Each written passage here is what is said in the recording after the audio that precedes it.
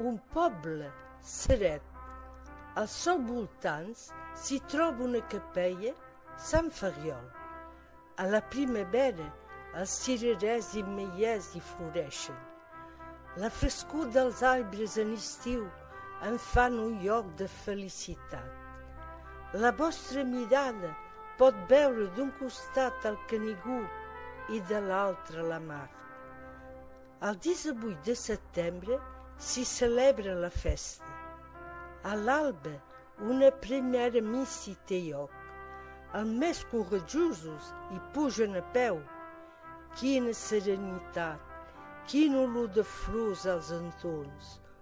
Un amic va tenir la inspiració de crear la sardana tot pujant a Sant Ferriol.